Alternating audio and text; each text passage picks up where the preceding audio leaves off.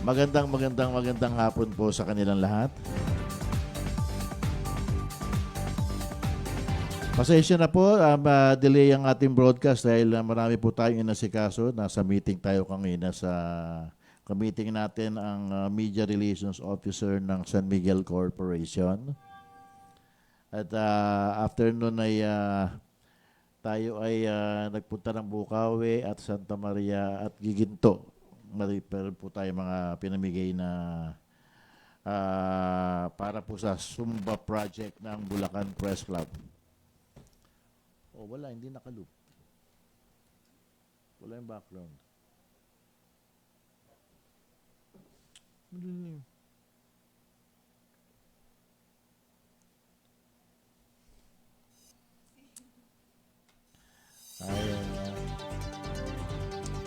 Pag live po talaga, maraming technical issue. Okay, today is August 6th, araw po ng Miyerkules. Tama ba? August 6? Araw ng Wednesday. Isa na naman po ang programa ng Usapang Bulakenyo. Samahan niyo ako sa loob ng 30 minutes lang po. At alas 4:30 na po. Huwag lang pong hindi tayo makapag-programa ngayon. Nagprograma ba kanina si Ace? Hindi pa rin?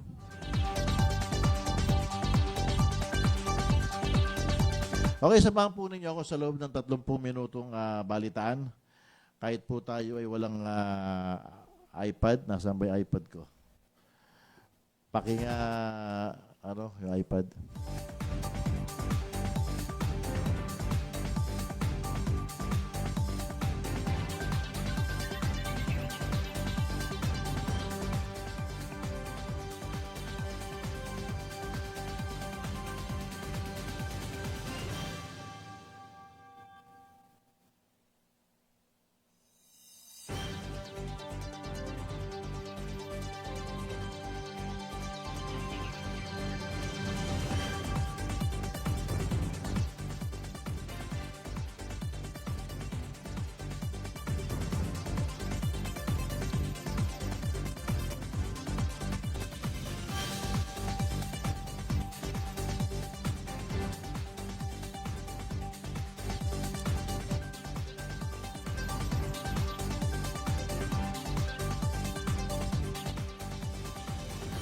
Okay, gaya po na nasabi ko kanina,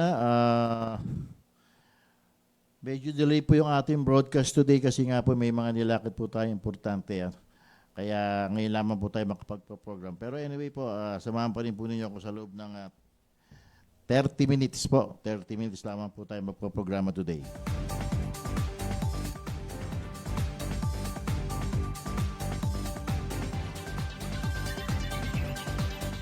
Kanginang morning, kanginang umaga po, ganap na alas 8:30 po ng umaga ay dumating sa Camp General Alejo Santos sa Malolos ang ating pinuno ng Philippine National Police, ang ating Chief PNP, si General Nicolas D. Torre III.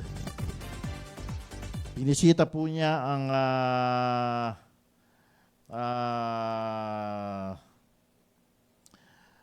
binisita po niya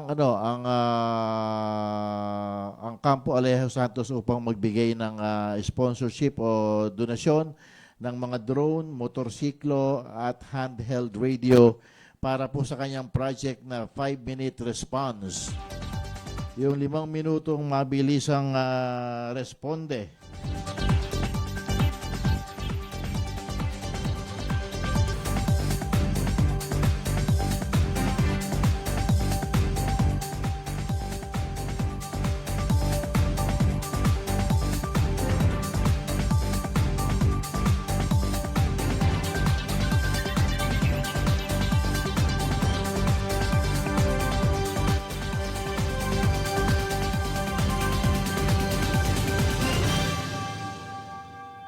At gayon nga, at yun nga po, kanina po ay dinalaw nito ng mga municipal mayor o local government units sa pangunguna po ng ating Governor Daniel Fernando at Vice Governor Alex Castro, kasama ang ating mabunying kongresista ng ika-6 na distrito ng lalawigan ng Bulacan, si Congressman Salvador Caador Pleito.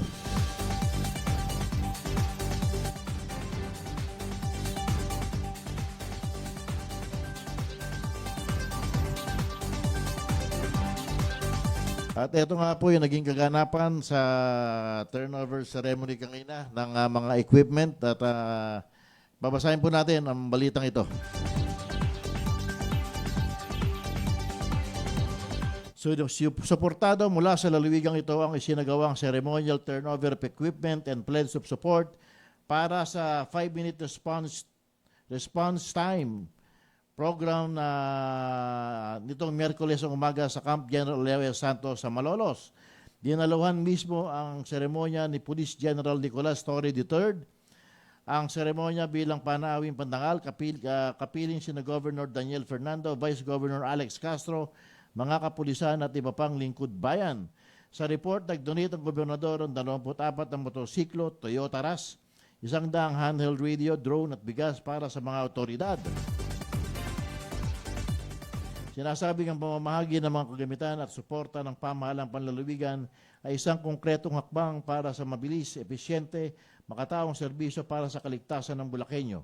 Nangako ang pamahalaang panlalawigan na kaisa ng pulisya para sa patuloy na kaayusan at maagap na pagresponde sa Bulakenyong nangangailangan ng tulong.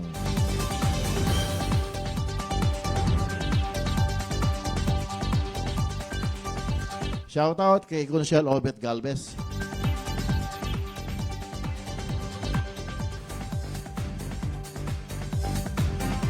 At kanina rin po inasaksyan natin ang talagang time element po no sinasabing 5-minute response na mismong si General Torre ang nakasaksi sa pangunguna po ng ating acting provincial director Angel Garciliano ay sinagawa kanina ang sinatawag na 5-minute response team at mismong si Mayor Christian Natividad ang siyang nanguna sa nasabing 5-minute response team. Pinili mismo ni Mayor Christian Natividad ang barangay ng Calero kung saan ito ay isang islang barangay na sakop ng siyudad ng Malolos. Katabi ni Mayor Christian ang kanyang hepe na si Police Colonel Heneblaso at sa mismong aktual na pagradyo sa mga pulis na sinasabing kunwari ay mayroong nagaganap na nakawan sa nasabing barangay ay mabilis ay nakita natin mismo sa ating sariling mata ang kung paano rumesponde ang kapulisan sa nasabing insidente. Sa maagap na aksyon ng mga kapulisan ng Malolos, sa loob lamang po ng 2 minuto o 33 segundo ay narating na ng kapulisan ang nasabing barangay Calero na isang liblib at malayong lugar sa siyudad ng Malolos. At doon nga ay nakita natin live na rumesponde ang kapulisan at nagulat na lamang sila na wala naman po palang nang nagaganap na nakawan kundi ito isang pag-aaral lamang sa sinasabing 5 minutong mabilis na pagresponde sa mga insidenteng may kinalaman sa kriminalidad sa lalawigan ng Bulacan. Natuwa, nagalak at nasiyahan ng ating Chief PNP at maging si Governor Daniel Fernando ay nasiyahan at nagulat siya sa kanya nasaksihan. Ganun po pala kabilis ang responde ng kapulisan dahil po sa mga special gadget po ngayon na ginagamit. Ang mga pulis po ngayon ay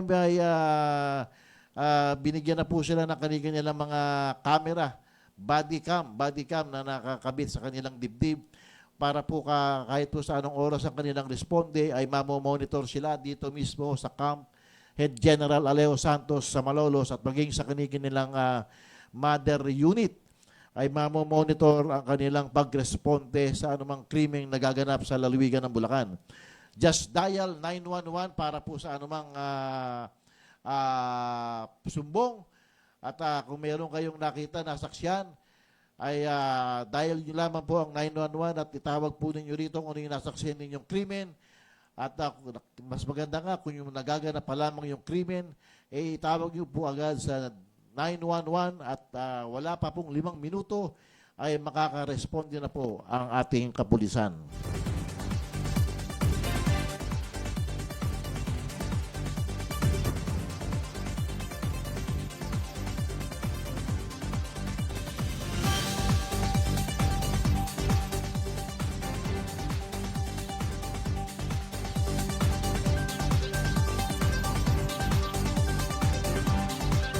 Nadaanan din po namin kani-kanina lamang ang dalawang billboard na bumagsak po dyan sa may barangay Tambubong sa bayan po ng Bukawi, Bulacan. Sa nasaksiyan po namin ay talaga pong grabe yung nangyari na yan kahapon ito po ay daanan ng Buhawi. Diyan po sa may barangay Tambubong, talaga pong bumagsak po yung dalawang billboard. Yung isa pong billboard ay meron pa pong nakakabit na advertisement. Yung isa po ay wala na. At nakita po namin ng aking Secretary Dong Petaliana, yung dalawang nasabing billboard na bumagsak dyan sa may gilid ng North Luzon Expressway, dyan po sa may barangay Tambubong. Shout out kay dating Vice Mayor Jessie Tate Santiago at kay Kaseni Mariano.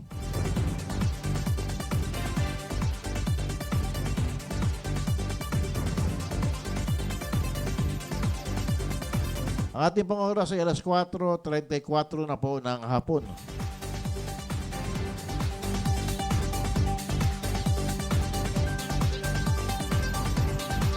Sa talumpati po kanina ni Chief PNP General Nicolas Torre III, sinabi po niya na sa kanyang termino bilang pinuno ng sanghayan ng kapulisan sa buong Pilipinas ay umasa daw po tayo na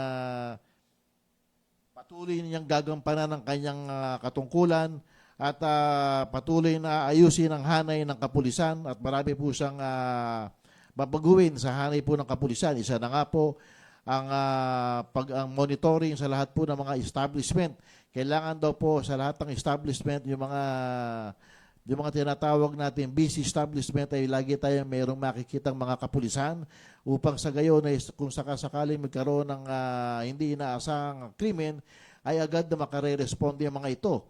Sa nasabi nga pong pagbisita ni General Torres sa lalawigan ng Bulacan, bit-bit po nito ang ilang daang motorsiklo at halos 50 mga drone, kasama po yung mother drone na mismo ang Bulacan PNP Command ang siyang magsasanay o magte-train sa 4 na magpipiloto ng malaking drone na ito na ayon kay General Torre ay nasa 10 kilometer ang radius, ang sakop ng drone na ito. Kaya malaki po ang sakop nito. Pag ito po ay pinilipad natin sa itaas, 10 kilometro po ang kaya po nitong i-monitor. At ang kakaiba dito sa drone na ito, may thermal.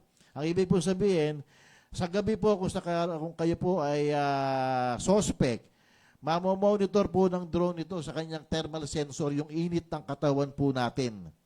Kaya makikita po ng drone ito na merong na tao kahit na sa isang madilim na lugar, kahit po siya ay nasa itaas po ng ere at lumilipad. Monitor po nito within 10 kilometer radius.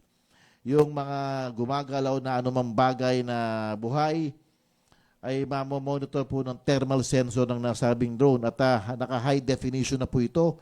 Kaya po malinaw na malinaw ang camera po nito at malinaw na makikita ng ating kapulisan ang mga nagaganap doon sa 10 kilometer radius ng nasabing drone kung saan naman po ito pinalilipad ng 4 na piloto na mag-undergo ng training and seminar para po paandarin itong drone na ito.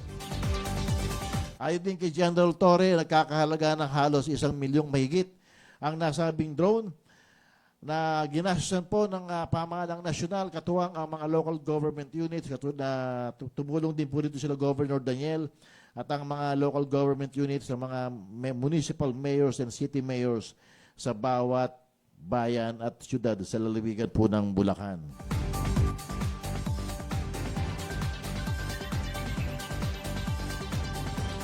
Ang tingin ko po dito sa ginawang ito ni General Torre ay mangangahulugan lamang po na wala pong krimen na hindi malulutas agad-agad dahil po sa 5-minute response ng na proyekto nitong si General Torre. Kaya yung mga nagbabalak-balak po dyan gumawa ng mga masasama, yung mga nagbabalak dyan gumawa ng krimen, ay nako, mag-isip-isip po kayo dahil sigurado pong kayo ay masasakote agad ng ating kapulisan. Shoutout kay Konsyal Obet Aragon.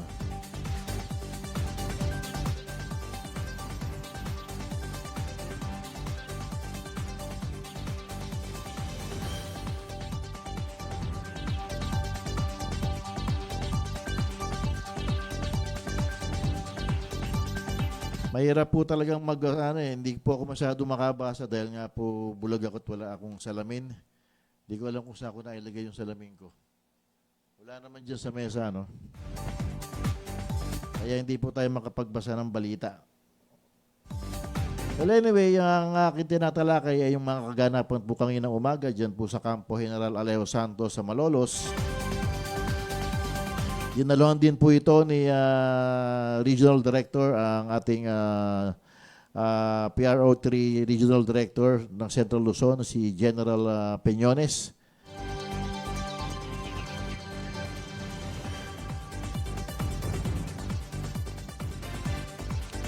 At nagulat ako, dami ko nakita ng mga mayor kanina dyan po sa kampo. No? Nakita ko ang mayor ng San Rafael, Bulacan na si Mayor Cipriano Goto Violago. Ang mayor po ng Bustos ay nakita ko din. At laking gulat ko po nung makita ko ang mayor ng Bustos at napakalaki po talaga ni Mayor School 1. Ang katawan po ni Mayor School 1 ay 5 po siguro ng aking katawan. Ubad ng laki ni Mayor.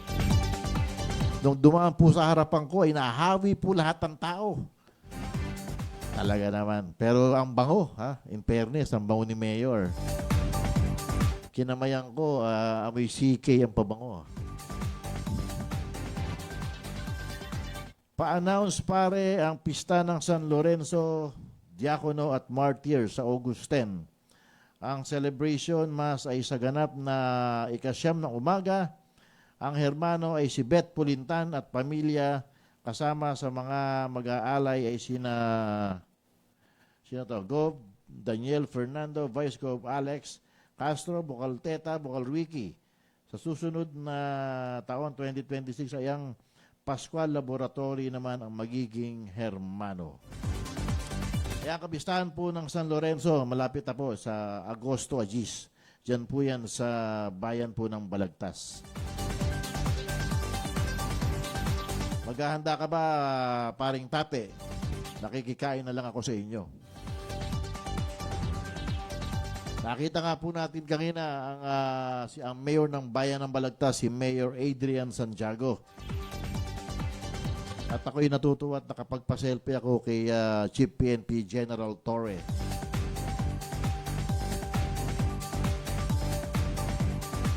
Kanina po sa isinagawang mabilisang ambush interview kay Governor Daniel Fernando, nabanggit po nito yung flood control project ng lalawigan po ng Bulacan.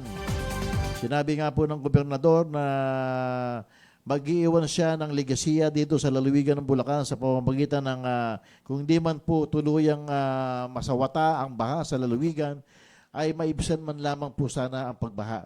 Yung pong kung bumahaman lang po sana ay hindi na po talaga yung malalim na baha. Ito po ay mababaw na lamang at kung maaari po ay tuluyan na nga pong mawala ang pagbaha sa lalawigan bago matapos ang kanyang termino sa taong 2028. Shoutout kay Jazz Santos.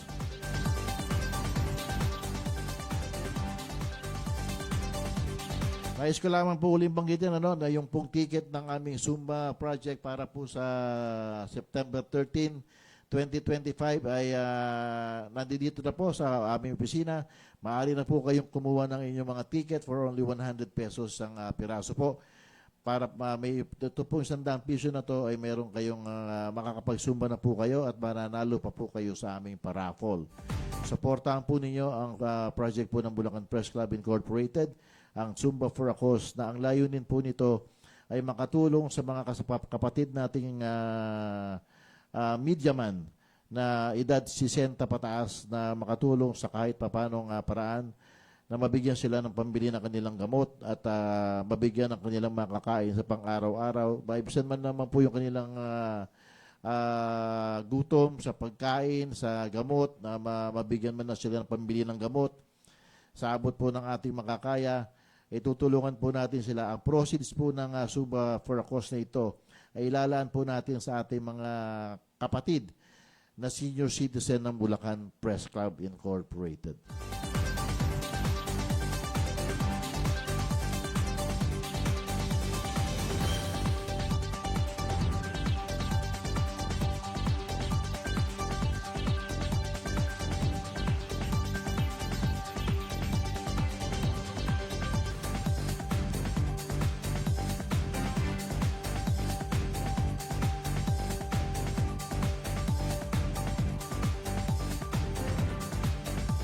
Sa darating pong Biyernes ay culmination po ng Singkaban Fiesta.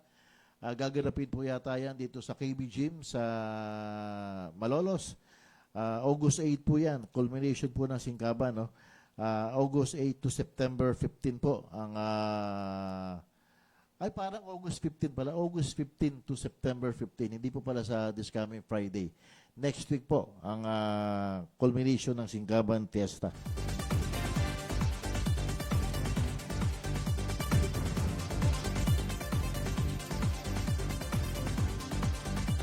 Sino-sino pa nga po yung natin nakita mga mayor kanina.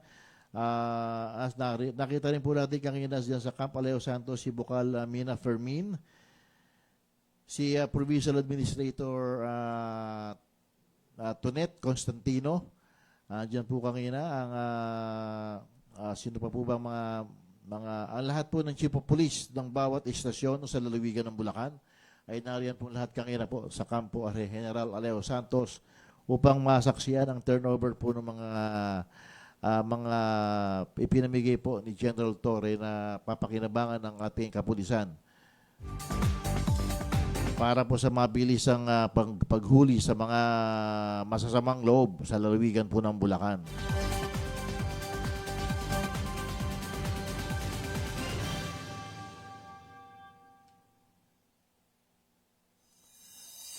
Okay, ang ating pong oras ay alas 4:45 na po ng hapon.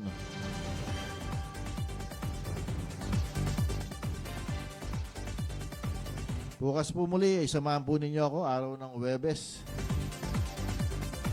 sa isa na naman pong programa ng Usapang Bulakenyo.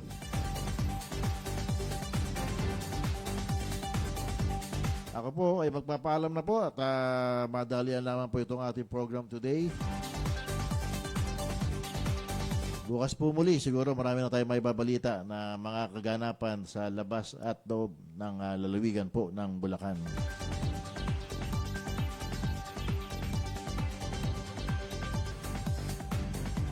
Maraming salamat po sa lahat po ng sumubaybay sa ating maiksing programa today, August 6, 2025, araw po ng Miyerkules. Bukas po muli. Ito po yung naging tagapagbalita at nakasama sa kwentuhan na talakayan, Omar Padilla, Pangulo ng Bulacan Press Club. Nagpapaalam po and God bless us all.